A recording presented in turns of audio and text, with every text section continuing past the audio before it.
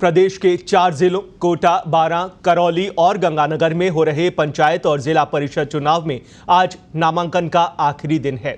सुबह 10:30 बजे यानी कुछ ही देर के बाद से दोपहर 3 बजे तक नामांकन दाखिल किए जा सकेंगे। कांग्रेस पार्टी, भाजपा, रालोपा, बसपा, माकपा के अलावा कई क्षेत्रीय दलों के प्रत्याशी भी आज आखिरी दिन नामांकन दाखिल करेंगे। वहीं दूसरी ओर सत्तारूढ़ कांग्रेस ने बगावत के डर से इस बार भी प्रत्याशियों की घोषणा सार्वजनिक नहीं की है और न ही उनकी कोई सूची जारी की है। इससे पहले मंगलवार की रात को ही कांग्रेस पार्टी के प्रत्याशियों की सूची फाइनल हो गई थी, जिसके बाद कांग्रेस के जिला प्रभारी प्रत्याशियों की सूची लेकर अपने अपने जिलों में पहुंचे थे। इधर बगावत के डर के चलते जहां कांग्रेस पार्टी के जिला प्रभारियों ने प्रत्याशियों की सूची सार्वजनिक नहीं की है, तो वहीं फोन के जरिए ही उम्मीदवार बनाए गए प्रत्याशियों को सूचित किया जा रहा है और उन्हें चुनावी तैयारी पूरी करने के निर्देश दिए जा रहे हैं। साथ ही साथ प्रत्याशियों को मिलने वाली पार्टी के सिंबल भी सीधे ही जिला परिषद मुख्यालय और पंचायत मुख्यालयों पर पहुंचाए जा रहे हैं। इधर पंचायत चुनाव में सत्तारूढ़ कांग्रेस के प्रमुख विपक्षी दल भाजपा को इस बार भी अपने अपने बागियों के विरोध का सामना करना पड़ेगा। टिकट नहीं मिलने से नाराज बागी भी बड़ी संख्या में आज नामांकन दाखिल कर सकते हैं, जिससे कि दोनों ही प्रमुख दलों के सामने परेशानी खड़ी हो सकती है। तो आज नामांकन का आखिरी दिन और आखिरी दिन है, इस लिहाज से ये बेहद महत्वपूर्ण दिन है। पंचायत चुनाव के नामांकन हो रहे हैं और कांग्रेस पार्टी और भाजपा पार्टी दोनों ही प्रत्याशी अपने उतार रही है और सभी की नजरें आज आखिरी दिन पर रहेंगी, क्योंकि अभी तक किसी भी तरह से सार्वजनिक तौर पर इसकी घोषणा नामों की नहीं हुई है, ना तो कोई सूची जारी की गई है। गुपचुप तरीके से पर्दे के पीछे रहकर प्रत्याशियों को सिंबल देने का काम किया जा रहा है, उनके नामों के घोषणा की जा रही है और ये सब कवायद हो रही है ताकि किसी तरह का विरोध ना हो। और आखिरी समय में यही वजह है कि प्रत्याशियों को निर्देश दिए जाते हैं कि वो जाकर अपने नामांकन भरें, क्योंकि उनके सामने उन्हीं की पार्टी के कोई नेता बागी होकर उनके समक्ष आवेदन ना प्रस्तुत कर दे। यही वजह रहती है। एक रणनीति के तौर पर इस तरह से आखिरी दिन नामों का ऐलान होता है और उसके बाद नामांकन पत्र दाखिल किए जाते हैं। तो बेहद महत्वपूर्ण पंचायत चुनाव रहते हैं। इस बार भी 4 जिलों में ये पंचायत चुनाव हो रहे हैं और यही वजह है कि हलचलें इन चुनावी क्षेत्रों में कुछ ज़्यादा ही देखी जा रही हैं। और न सिर्फ कांग्रेस और भाजपा बल्कि कुछ अन्य दल भी इसमें अपने अपने प्रत्याशी उतार रहे हैं और इन दोनों प्रमुख दलों को चुनौती दे रहे हैं। रालोपा पार्टी ने अपने प्रत्याशी उतारने का फैसला किया है। इसके अलावा बसपा भी कई जगहों से अपने प्रत्याशी उतार रही है। ऐसे ही कई क्षेत्रीय दल हैं जो अपने अपने प्रत्याशी चुनाव मैदान में उतार रहे हैं। आज नामांकन का आखिरी दिन है और इस खबर पर और अपडेटेड जानकारी ले लेते हैं। वरिष्ठ सहयोगी जयपुर से फिरोज सैफी फोन लाइन पर जुड़ रहे हैं। फिरोज, नामांकन का आखिरी दिन है, कांग्रेस और भाजपा दोनों ही पार्टियों ने अपने अपने पत्ते सार्वजनिक तौर पर नहीं खोले हैं। गुपचुप तरीके से प्रत्याशियों को बताया जा रहा है कि उनका नाम है, आवेदन करने पहुंच जाएं। किस तरह से ये पूरी कवायद हो रही है?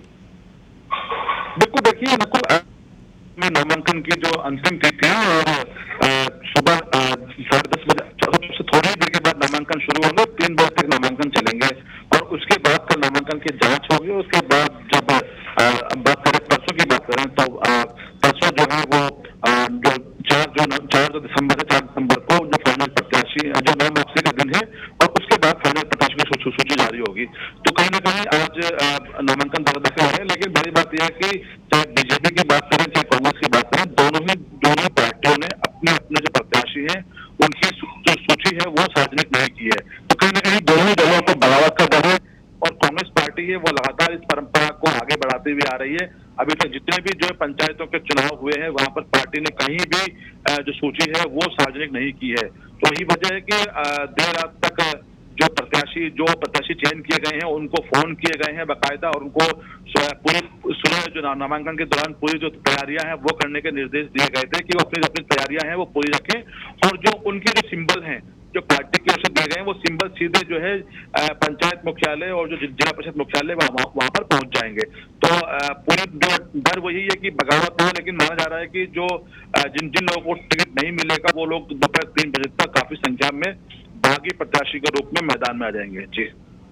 जी फिरोज, इस बड़ी खबर पर आगे भी कुछ और पहलुओं पर आपसे जानकारी लेंगे। आपकी आवाज़ कुछ तकनीकी खामी की वजह से सही तरीके से नहीं मिल रही, लेकिन हम लगातार दर्शकों को यही बता रहे हैं कि आज नामांकन भरने का आखिरी दिन है। बेहद महत्वपूर्ण दिन रहता है क्योंकि आज ही आखिरी दिन नामांकन के जो प्रमुख दल होते हैं उनके प्रत्याशी नामांकन भरने पहुंचते हैं और यही वजह है कि हलचलें इन चुनावी क्षेत्रों में कुछ ज़्यादा ही देखी जा रही है।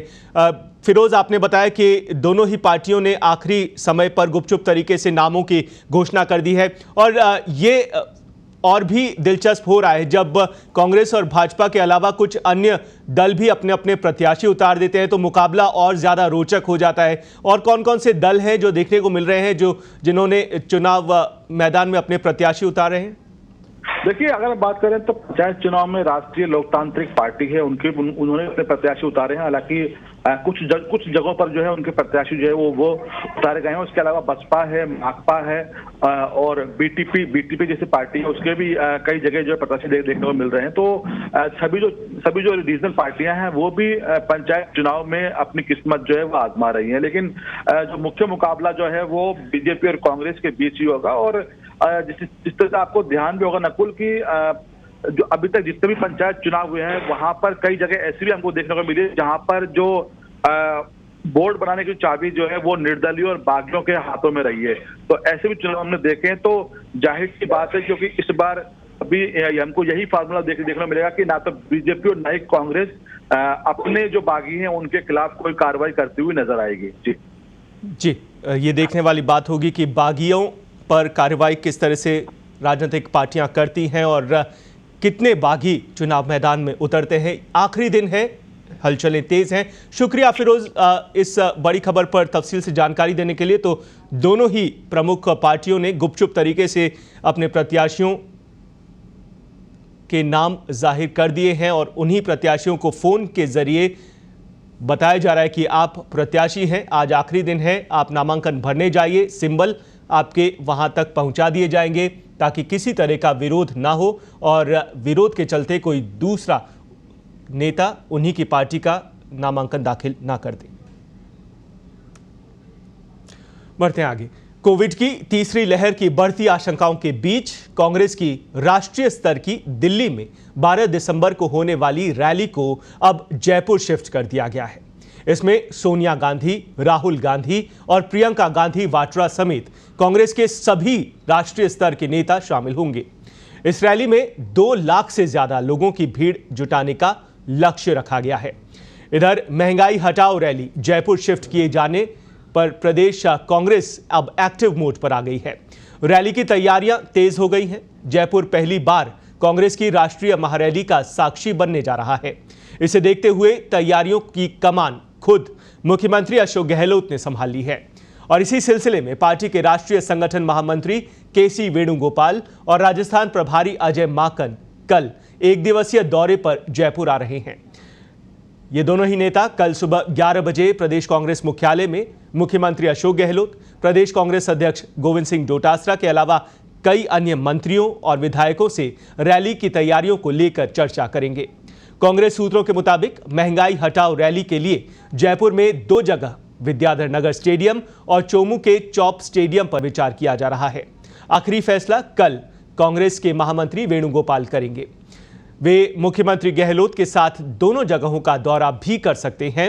आपको ये बता दें कि वर्ष 2013 के जयपुर चिंतन शिविर के बाद पहला मौका है जब कांग्रेस अध्यक्ष सोनिया गांधी, महासचिव प्रियंका गांधी वाड्रा और सांसद राहुल गांधी सहित कई शीर्ष स्तर के नेता जयपुर में एक मंच पर दिखाई देंगे।